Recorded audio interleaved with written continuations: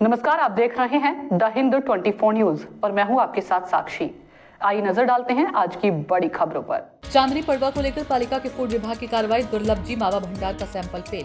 सूरत में चांदनी पड़वा के त्योहार को लेकर पालिका के फूड विभाग द्वारा की गई जांच में भागल स्थित दुर्लभ जी मावा भंडारे का मावा सैंपल सब स्टैंडर्ड पाया गया है। जी आपનું નામ? હેમંતભાઈ, કઈ ફેટનું સેમ્પલ જે છે દૂધ માવાનું સેમ્પલ કઈ નેગેટિવ આવ્યું છે, આપ પોતાની વાત શું કહેશો આમાં? માવાનું સેમ્પલ જે નેગેટિવ આવ્યું છે એનું રીઝન અમારે જે જાણવા મળ્યું છે એ મુજબ ફેટનું પ્રમાણ ઓછું છે એવું જાણવા મળ્યું। હવે દૂધની અંદર આપણે અલગ અલગ પ્રકારના દૂધનો ઉપયોગ કરીએ છીએ। જે તાજા દૂધ આવે છે અમૂલનું એ 2.5 ફેટ આવે છે, શક્તિ 3 ફેટ આવે છે, ગોલ્ડ 3.5 ફેટ આવે છે। 2.5% જે ફેટ દૂધ છે તાજા એ પણ પીવાલાયક છે।